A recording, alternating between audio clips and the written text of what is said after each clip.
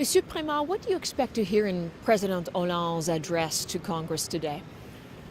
It will be a message about the national security and the national unity, actually, because we had experienced the most violent terror attack since the Second World War. So I think we need to have this address to all the French people through the parliamentarians. To bring everyone together. Yes. Is everyone together at this point? Is there a united front as you see it? Well, I think yes, everybody is together because we have also our soldiers, our armies in the world. But of course, we can have a debate, political debate on how we can react in the most appropriate way. And I heard some political voices. People say that we have a say in that matter. So I think we might have some debates in the coming up weeks. But just now, we need to share this moment of unity, national unity, which is very important. One of the things that we expect he'll be asking is for Parliament's approval to extend the state of emergency perhaps to 3 months. Do you expect that will be forthcoming? Yes, it will come in the next 12 days, actually, because we have, I think we have to take the decision in the 2 weeks that's in the legislation. So, of course, we will extend the state of emergency right now, as we do not know exactly how we can guarantee the security in the most appropriate way. So it's better to have this state in order to let people react in a safe way, I would say. So it's very important for that. We have already heard the President say that he will take whatever legal means are available to him to respond to what happened here Friday. How far should he go? Should France go? Well, I think he would use the tools that we have, because we already passed 2 laws the last year against terrorism, and then we had a specific law in April this year about the coordination of intelligence services. So I think we have the tools. We have to use those tools. So I think he would just try to use them in the most appropriate way in the kind of context. You may have the tools, but we heard just today from the Prime Minister, Monsieur Valls, saying that there was an awareness that attacks were talked about, were coming.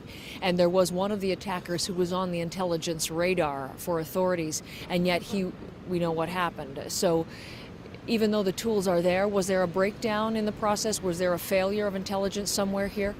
I wouldn't say there is a breakdown in the process, because if you just come back to what happened this year, all the intelligence services, the police, they dismantled many attempts in terms of terror attacks. So we had the threat was here. We knew that something was going to happen. We didn't know that it was going to happen that way, because it's true to say that it's the most violent terror attack we have ever known in our history, recent history.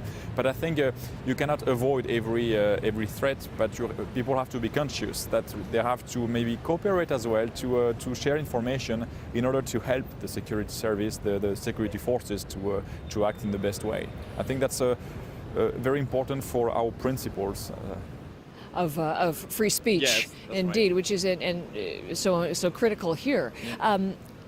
In terms of military response, we've already seen France strike back very quickly, 20 bombs in Raqqa. What else, from a military standpoint, should be done? Well, we have to fight against the Islamic State, that's for sure, because it's clear, we know that they did that. They will maybe try to do other terror attacks. And I must say that we had a terrible attack in Beirut and in other countries as well in the last month. So I think we have to fight against this structure, this organization, and we have to cooperate in order to eliminate all the different networks of these organizations in the world. And that takes time. Of course, there is the military target, but there will be also in terms of foreign policy, we have to cooperate with other states in order to be able to eradicate the threats that addresses the Islamic State. Let me ask finally, these were attacks that we know from French officials that were planned, organized, financed in Belgium, but also from Syria with ISIS, and they came into your country, the European Union, open borders. There's a lot of discussion about whether this is the end of free movement and the end of open borders. Should it be the end? I wouldn't say it's the end of the free borders. I think we need to clarify the borders of the European Union, because we had the crisis of refugees, also linked to the crisis in Syria, actually, so in the Middle East. So we need to coordinate our borders. We have the tools in our treaties. I think about Schengen, security. We need to maybe to double check, to review the Treaty of Dublin according to how we regulate the borders.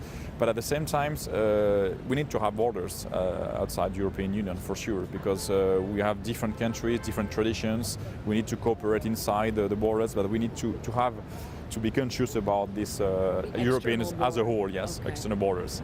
Monsieur Prémat, I thank you very much for your time. Thank you very much.